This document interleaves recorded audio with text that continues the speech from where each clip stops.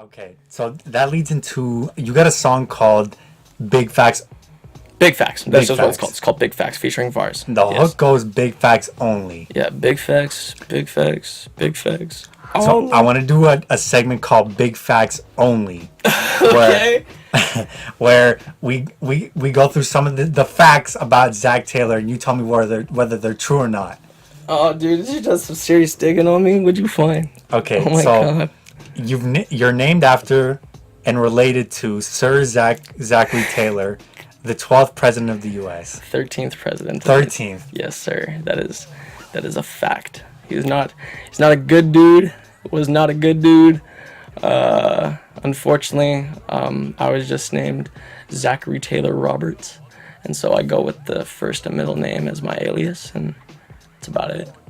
Okay. Oh, one thing I wanted to ask is I've heard you describe him as a bad guy.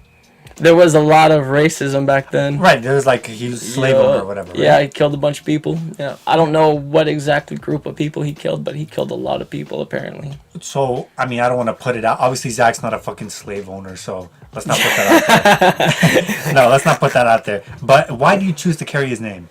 I don't choose to carry his name. That's not his name. That's my name. I don't give a fuck about him. He dead. He long gone. He long gone, bro. Dude, that was my... Oh, sorry, I keep putting my phone there. My grandma's great uncle or something like that. Like, that dude was 7 generations ago. Like, I don't carry those morals with me whatsoever. I do not support nor endorse him whatsoever. I don't feel like I'm carrying his name. I don't give thought about him whatsoever. Okay. Yeah. You just carry it because it's your name. Yeah, it's my name. It's my name. It's not Alright. his. Fuck him. He dead. You lived in the same house your entire life. This bitch right here. Yeah. Facts? Facts, bro. I was born in the Northeast, raised in the Northeast. I was able to have the opportunity to live with my parents. It's a big opportunity a lot of kids over the age of 18 don't have, and especially parents who are extremely supportive. Yeah, dude, it's crazy. A change of scenery would be nice. Next year is probably when I'm gonna be out of here. Okay, word. But yeah, this is where we make everything the home base. A fan rapped an entire song to your face. Yeah, dude, that was crazy. This was way back when. Way back when. We were in Edmonton, and I was doing press for... I can't remember what the CD was called. It's an old CD. It doesn't exist anymore. Anyway, I was doing press for the CD, and I was doing so bad. I was hurting on numbers. Whenever I would go to Edmonton, I would sell so many CDs that it would pay for the entire trip. Wow. Yeah, it was incredible. And so I'm at a conference up there, and I go up there every year just to hustle. And this girl came up to me, and she was like, "Hey, like, I'm a huge fan of your music." And she rapped this song I had called Set It Off. She rapped all 3 verses, like, right there. And I was like, fuck, like, that's crazy. Yeah, that happened once. That was years and years Word. ago. Yeah.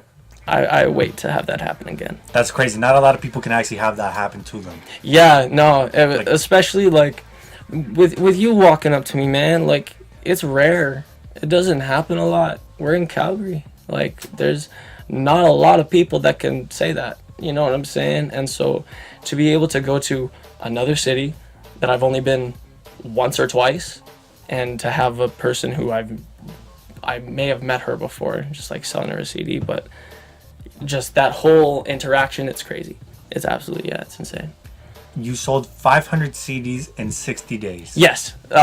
So what happened was, see, people are going to think that these are weird numbers, and I'm going to tell you why they think that. It's because we didn't do digital back then. We did physical. So the technical term of a sale is a set price of money for a physical object or service in return. That is a sale. That's what's considered as a sale. So when someone has the 10-track project, or however tracks it was way back then, and I get $1 on Bandcamp for the 10 tracks, it's considered a sale. When we get physical CDs, regardless if the CDs are printed professionally or just printed out of our laptop and put into a little folder thing and handed out on the street, any amount of money, and we looked this up, any amount of money that you receive for a singular unit or a service is considered a sale. So right. We made 500, and I went downtown. This was, It's all good. Middle of July, Stampede season. I got kicked out of Stampede for fucking doing this. Thanks, guys. Walked downtown, Stevens Ave, and I was just like, hey man, let me talk to you for a second. I'm an up-and-coming artist. This is my first CD. Pick any track on here and I'll rap you a verse. If you like it, just $1 for the CD.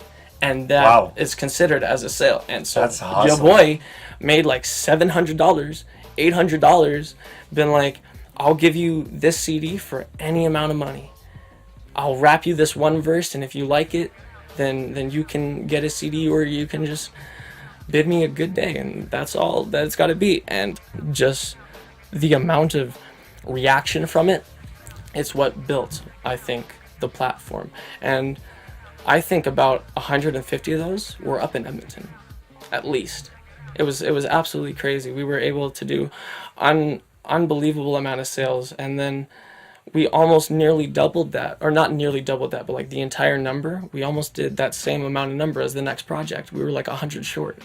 It was crazy. The if you have more personal rapport, and it's just like you sell and you market so much easier. I feel like word of mouth is the best marketing tool. I don't think that social media is, and like